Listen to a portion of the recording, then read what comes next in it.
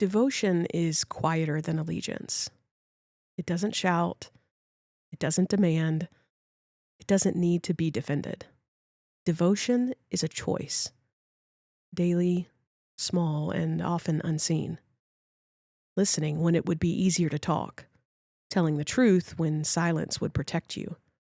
Centering the vulnerable instead of the powerful. And today we're talking about practices, not just concepts.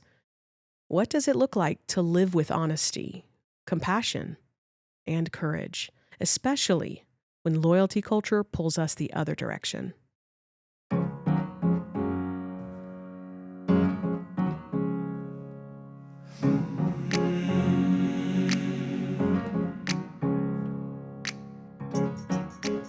Morning, Ange. Good morning. Whew. It's been a week. It's been such a good week. Yeah. And yet, I have just continually felt the depths of all this. And I don't know, devotion has stirred in me all kinds of emotions. I feel like it hits home, probably because in general, I lean way more toward devotion. Absolutely. Than allegiance. And in fact, I'm kind of feisty and don't give my allegiance too easily. Yes. But devotion, yeah. And I feel like I come from women, especially in my life, and men, but just very devoted people. And so I've been the recipient of that. And so I feel like I want that for our friends in the conversation. I want you to experience again, and devotion be awakened in you, and you be reminded of the devotion that you have. We realized that on Wednesday, we made a mistake. We forgot to flesh out kind of the benefits of devotion. We talked about the cost of allegiance, both to ourselves and to a community at large. And then we really didn't give equal amount of space to talking about the benefits of devotion to ourselves and to our community at large. So we're going to kick off today by saying, welcome to the conversation where we don't always get this right. We forget things. We get off track. We do rabbit trails frequently. And so we're going to kick that back off with talking about the benefits of belonging. Benefits of devotion, which is belonging. I gave the punchline away. I think as we sat and thought about what are the benefits to devotion to ourselves first, and I think still, I find when I say that kind of thing, I still, because of the way we were raised, that you're supposed to never think about yourself, and that's self-centered, and yet, again, Jesus says, love others like you love yourself. Right. So you have to love yourself. You have to spend time getting to know yourself, like doing your own inner work, becoming comfortable in yourself. And so I'm still in this practice of getting more and more comfortable with saying you have to first be devoted to yourself. And that produces wholeness. You said it was thriving. Well, yeah, I was thinking about as I'm devoted to the caring for, nurturing of plants, or think of it with animals, or your kids, those things that you are devoted to are going to be thriving. They're going to have a life, and they're going to be growing. And we're going to be empowered. And then we're going to feel more really like the selves I think we're supposed to be. And so, how would we flesh out the benefits of devotion in a community? Some of these overlap. Sure. Yeah. Belonging. Again. Yeah. Well, I think what devotion looks like in community is, thriving in relationships because there's authenticity. You're allowing for honesty. Yeah. And so that's going to produce, if there is reciprocity, that's going to produce growth and thriving. Yeah. You said, too, something about it's where we see and acknowledge other people. And I think that's it as individuals. Yes. Not their stances on something, not just dwindle somebody down as their opinions or agreeing or disagreeing. It's based on something way deeper than that. I think that devotion in community also implies that there is alignment around values. Like there are shared values that everyone is saying, this is important to us. But even those shared values, I think we hear that a lot on a public platform sometimes. And I think part of me wants to just sit with that just a little bit of teasing out, like when we say shared values, to me, a value is a core truth about myself and about humanity that can be applied to everybody, not just some people. And so there again, I think sometimes, again, we hear these words and we've almost got to continually I have to check myself. Well, wait, some people will say, yeah, we have family values. Well, what does that mean? And of course I align with this such and such, this system, because they believe in family values. But what does family values mean? So I think the values that we're continually talking about are those that honor humanity as image bearers, that believe that love is still the predominant marker for people who've been engaged with the divine, with God.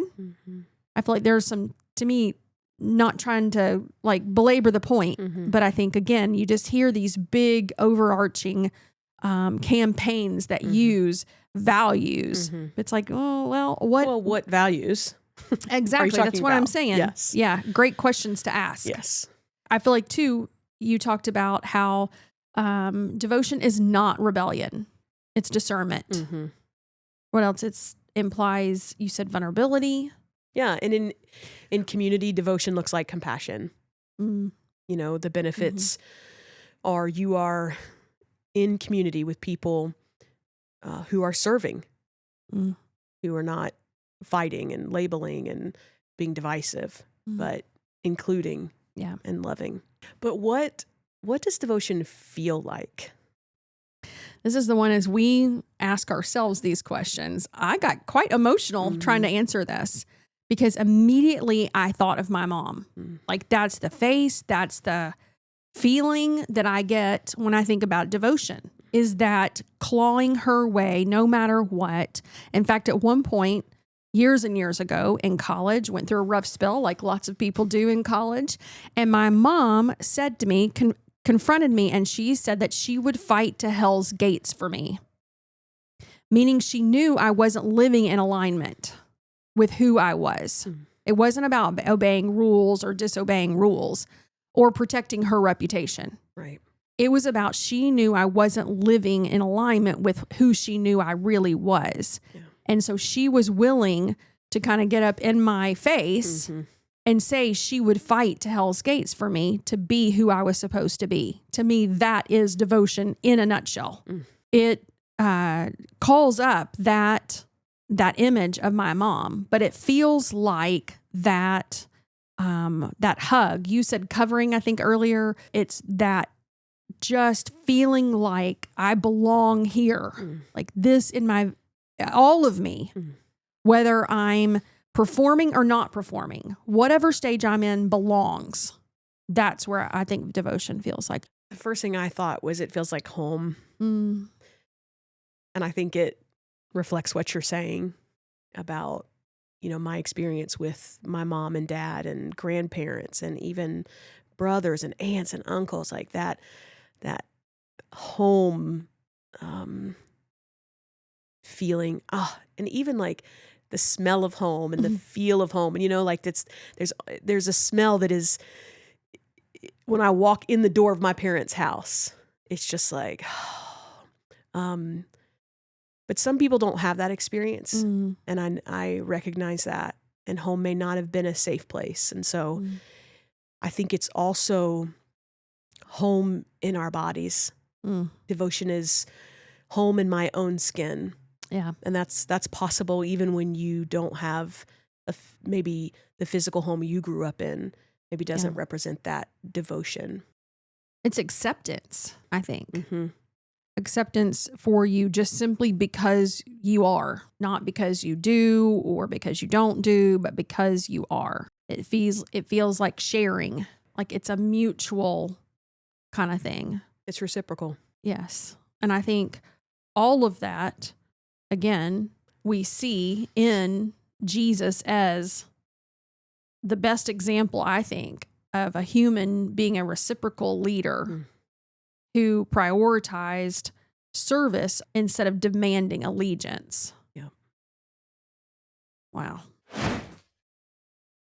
So given what we were handed, given what we know now, how do we move forward? This is always like the question on Fridays, right? We're kind of unraveling what our previous notions were. Yeah. And identifying how can we move forward on knowing this call to devotion, awakening to devotion, and identifying allegiance. How do we move forward? Yeah. I think we talked about just the importance, once again, of restating that I really believe in the depths of who I am that we were hardwired for devotion.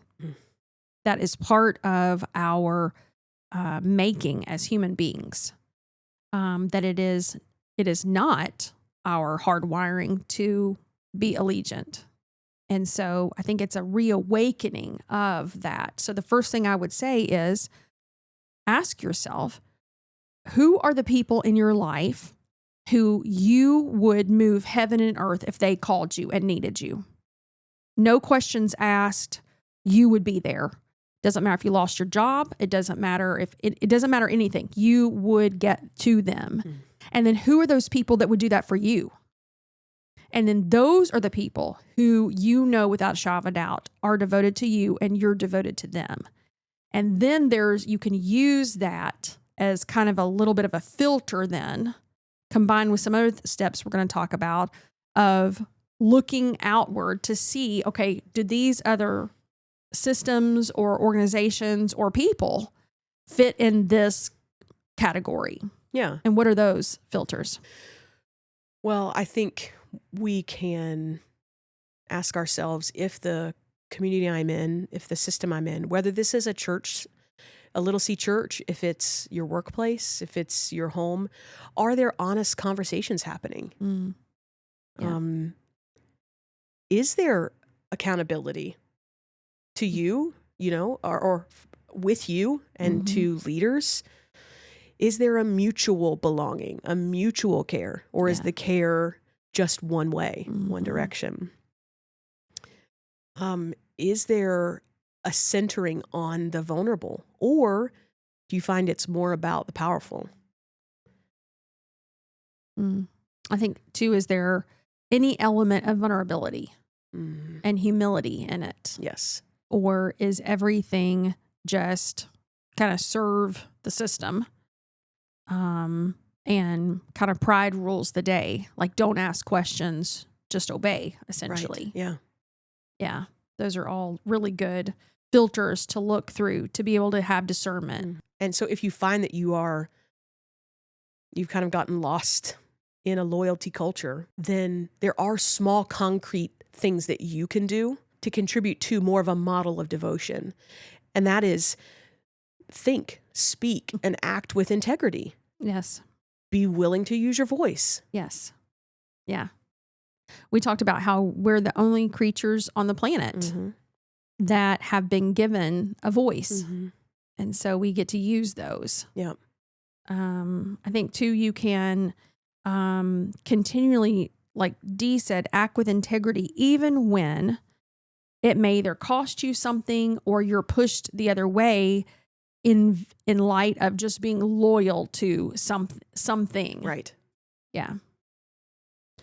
And I think with that, you have to use discernment. And so we wanted to give you a few tools of, if you find yourself in this situation, maybe some questions you can ask yourself to discern. Have I gotten lost in this loyalty culture? Do I need to push in and help make a change or move away? And I think a good question would be, am I defending a value that I'm aligned with, or just protecting someone's image or reputation?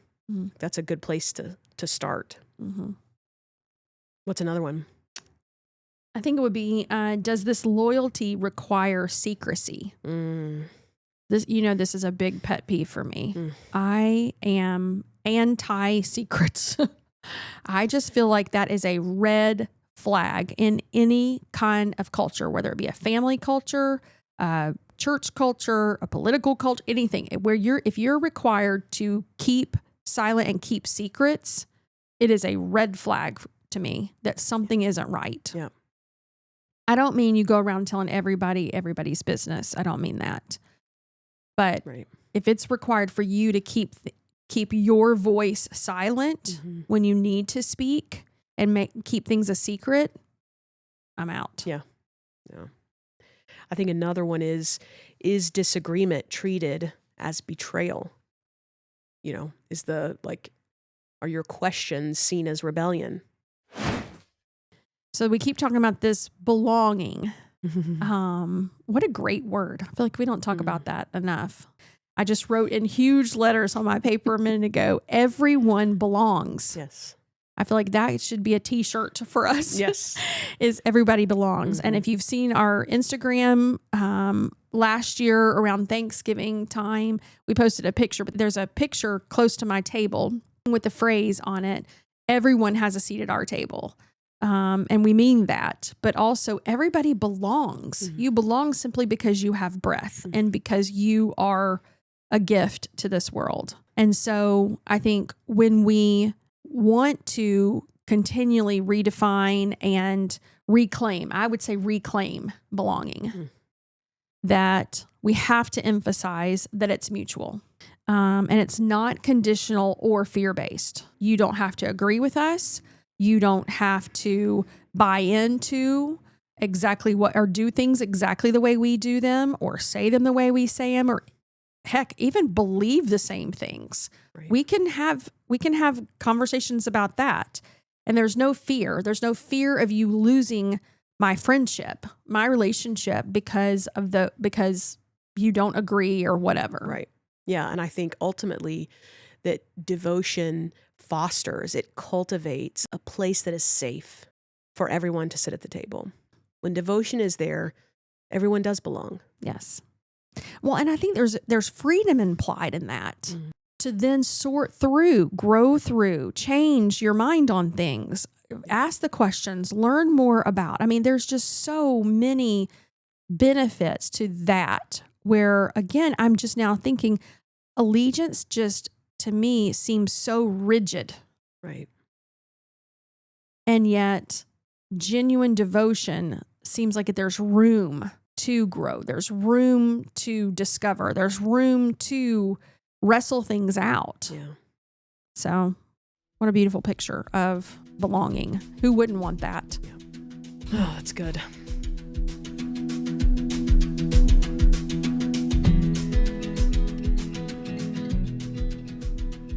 So Dee, and in light of all this, what's one small step that we can take that kind of like leads us into more of an honest belonging this week? I think maybe the first step is to see if you have trusted friends around you that you can have these conversations with. Mm-hmm. And maybe a friend that doesn't have your exact same viewpoint yes. on things. Yeah.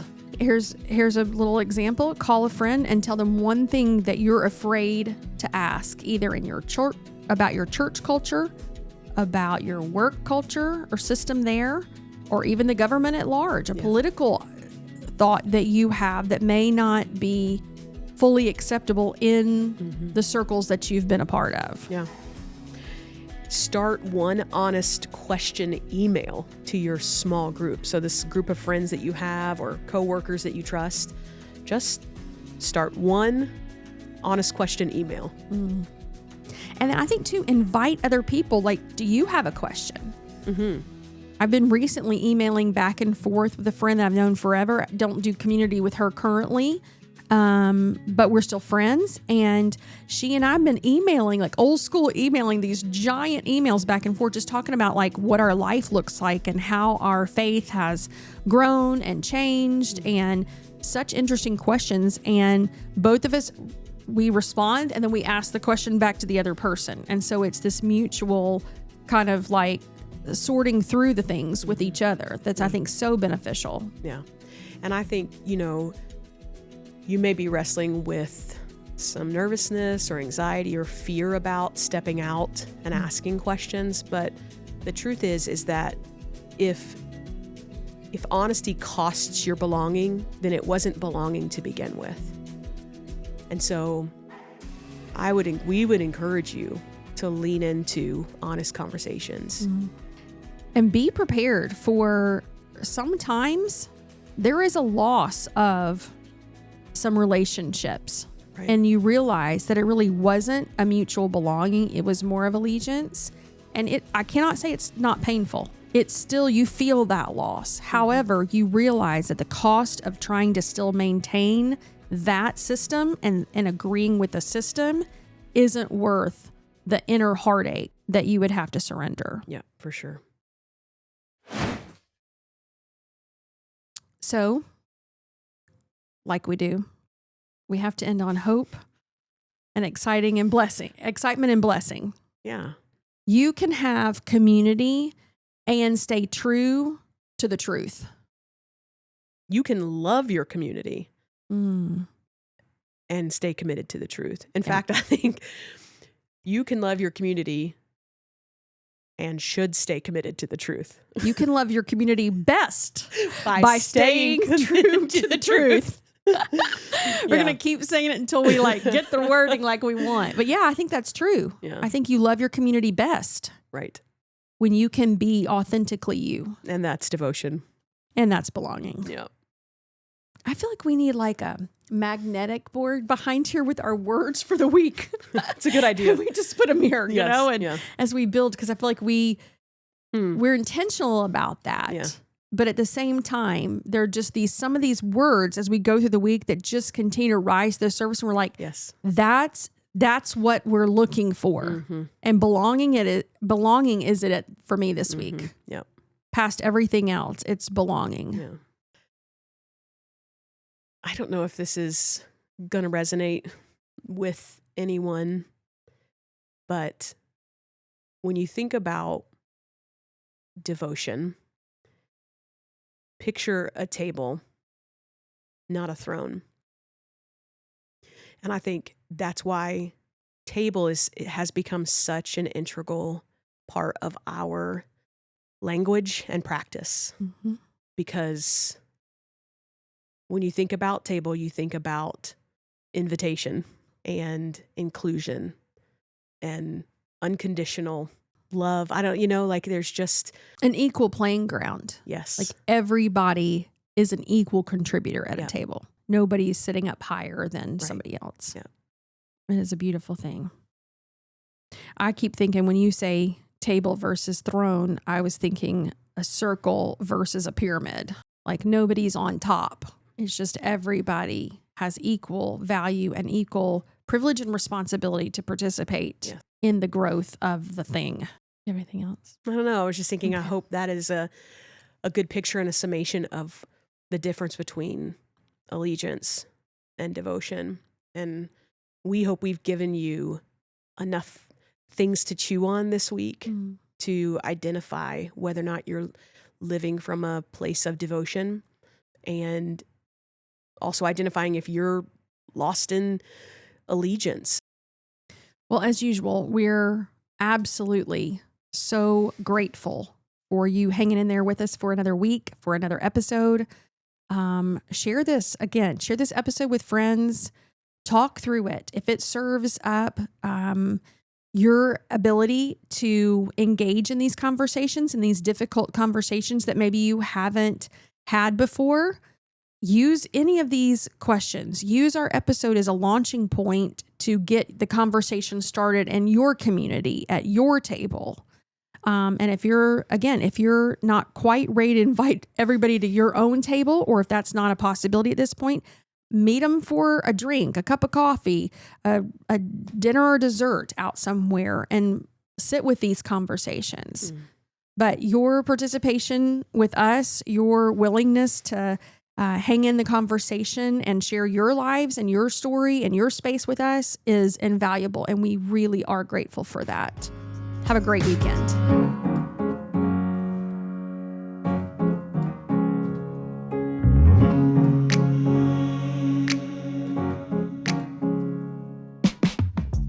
Allegiance is loud. Devotion is steady. As we wrap up this series, we're not asking you to leave your community. We're inviting you to love it honestly. Pay attention to the moments where loyalty demands secrecy. Look for the places where truth and love meet. And remember, devotion is not about winning arguments. It's about becoming people who refuse to abandon conscience, compassion, or the vulnerable. We want you to know that this conversation doesn't end here. The Morning Share was always meant to be shared space, not a one-way broadcast. If something in today's episode stirred a question, a story, or even a quiet yes in you, we'd love to hear it. You can join the conversation on Substack. Send us a note at info@themorningshare.com or leave a comment wherever you listen to podcasts. Whether you're asking a question, offering a reflection, or simply naming where this meets your own life, you are welcome here. We're listening, and we're grateful to be learning alongside of you.